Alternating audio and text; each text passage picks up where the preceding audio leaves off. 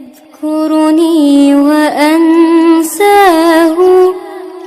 وليس الحب إلا هو. وهل للقلب من أحد إذا ما الذنب أضناه،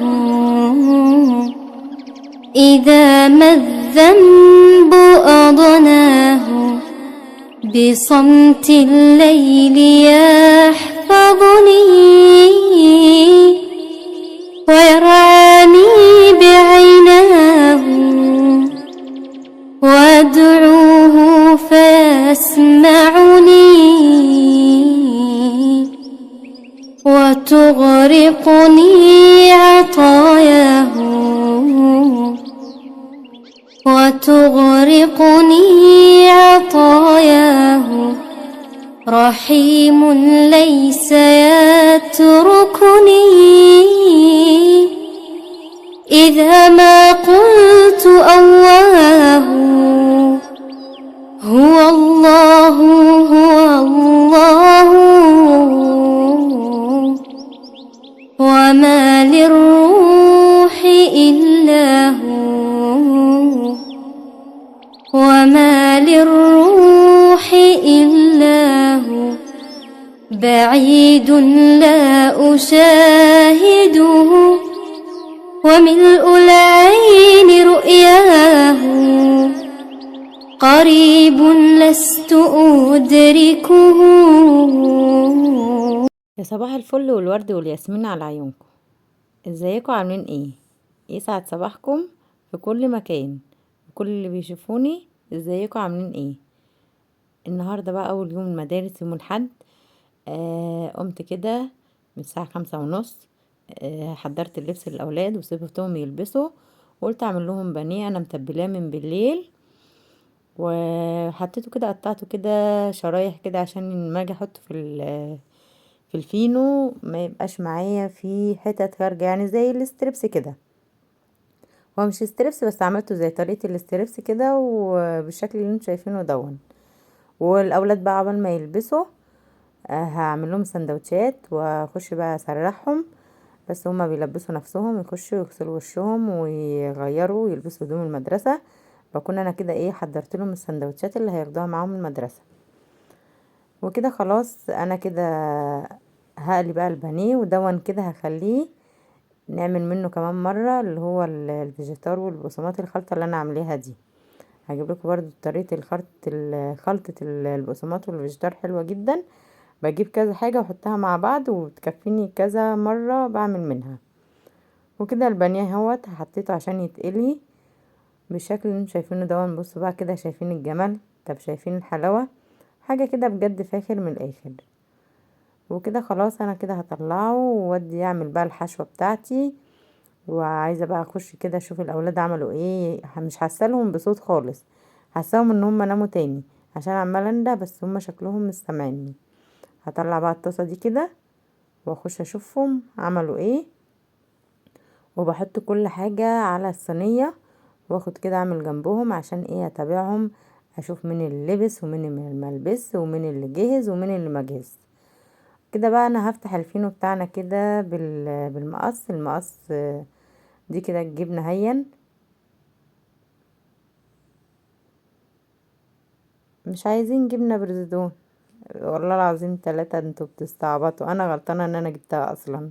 مش عايزين جبنة برزدون، عايزين جبنة اللي هي الدومتي، حتى مش عايزين اللي هي عبورلاند، ولا بيحب برزدون ولا بيحب عبورلاند. والله وفرته، جبت لهم جبنه دومتي وجبت لهم اللي هم هياكلوها، عشان خاطر لما بجيب لهمش الحاجه اللي هو يعني ما بجيب الحاجه اللي هم مش عايزينها ما بياكلوهاش بيرجعوها لي تاني. السندوتشات بيرجعوها لي تاني، وهوريكم دلوقتي. والعينه باينه اهو، شايفين؟ اقسم بالله دي كلها السندوتشات بتاعه يوم الخميس. تمام، بصوا عشان معموله بجبنه برزدون هما مش عايزينها رجعوها لي التلاتة بلا استثناء، مش حد معين منهم. حبيت بقى ان انا انوع لهم، اعمل لهم التوست دون في الجبنه واعمل لهم الفينو في البانيه. يعني عملت لهم كل واحد سندوتش توست رغيف توست يعني، وكل واحد صباع ونص فينو بانيه. تمام. هما بقى عايزين من الجبنة دي، والله يعني هما حرين. ناكل احنا الجبنة البرزدون، مفيش مشكلة، وفرته عيال والله العظيم 3 يعني، ربنا يهديهم.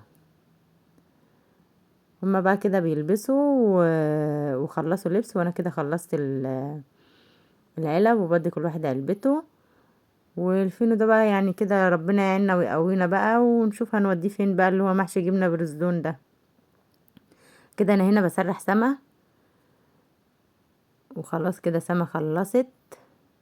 سما دي ولا ايناس؟ دي ايناس، دي كده ايناس. والله الواحد اتلخبط والله العظيم. ربنا يهديهم. كده انوسة لبست التوك بتاعتها واتسرحت، وشكرا على كده. دور بقى كده، خدي سندوتشاتك يا ايناس، حطيها في العلبة. ده كده الباشمهندس محمد بتاعنا، اللي مطلع عينينا، اللي مربينا، هو اللي بيربينا مش احنا اللي بنربيه. سرحناه كده بقى، وبرفناه وظبطناه وهيئناه، ومش عاجبه. بعد اللي احنا بنعمله كل ده مش عاجبه، قاعد مكشر ونهار ما يعلم بالله ربنا على الصبح. ولبس الشراب مش عايز يلبسه، وغضبان، مش عارفة غضبان ليه، عايز ينام تاني.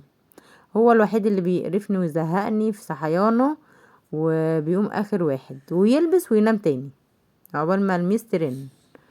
كده دي كده سما سرحتها برضو وخلصت كده. عشان تعرفوا ان في اختلاف في الشعر، دي توكتها رصاصي، دي كانت التوكة بتاعتها اورانج، عشان برضو ما فاكرش ان هو ايه مقطع واحد يعني، مضحكش عليك والله في اي حاجة. وكده بقى خلاص الباص جه، مستنيهم تحت وبيلبسوا ونازلين. وباي باي بقى، مع السلامة كده بقى، ساعتين 3 10 كده ان شاء الله، وتعالولي كده. خلاص مستنيين الباص، الميس رنت وهو لسه ما جاش، فكرته تحت، قاعدين كده مستنيين. والناس نازله اخر واحده كده، استغلتها وقلت لها خدي معاكي الشنطه دي، حطيها في الزباله. وخلاص كده انا كده مشيتهم بقى، استودعتهم عند الله، ويرجعوا لي بالسلامه يا رب. نخش بقى كده نشوف يومنا هنعمل فيه ايه. كده احنا هنبدأ يومنا من اوله. وديت العيال المدرسة، هبدأ بقى اروق، اشوف هنعمل ايه تاني. واوريكم بقى بعد ما يجوا بقى من المدرسة بقى، والحركات والتكات بتاعتهم بقى. مش قادرة اقول لكم بقى، مش قادرة، مش هقول لكم، انا هوريكم، مش هقول لكم. انا بمنتج الفيديو ده، هو الفيديو ده مش هينزل لكم في يوم الحد، هو ممكن ينزل لكم في وسط الاسبوع، عشان يعني بتأخر شوية في النزول، معلش اعذروني.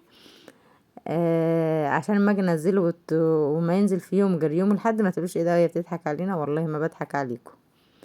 وكده ده كده فطار زوجي العزيز، حضرته له، هدخله له بقى يفطر. بصوا القطه شامه ريحه البانيه، اديتها سندوتش جبنه، مش راضيه تاكله. بصوا كده، ده كده سندوتش جبنه من الجبن اللي الولاد يرجعوها، مش راضيه، عشان هي شامه ريحه البانيه، عماله بتشمشم فيه، مش لاقيه فيه الريحه اللي هي شماها بتاعت ريحه البانيه وانا بقليه. فبتقولي انت تضحكي عليا ولا ايه، مش راضيه تاكل، مع اني كنت مديها واحد قبل كده قبل ما اقلي البانيه، كلته. ده بقى غضبان عليه، يعني عماله عايزه الريحه اللي هي شماها.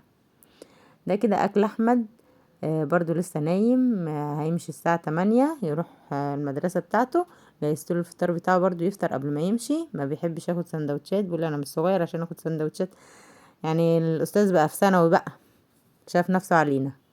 عامه نوفر. عملت له السندوتشات بتاعته، وكده خلصت المطبخ وخلاص، والدنيا بقت تمام التمام. فطرت، مشيت ولادي بفطارهم، ما بيحبوش اللبن، ببقى نفسي اشربهم لبن الصبح ما بيردوش، لما بضغط عليهم يشربوا اللبن بطنهم بتوجعهم، فما برضاش اضغط عليهم في اللبن كلهم. مشيت ولادي، فطرت جوزي، حضرت فطار لابني عقبال ما يصحى. كده بقى قلت اروق بقى واكنس واظبط الدنيا كده.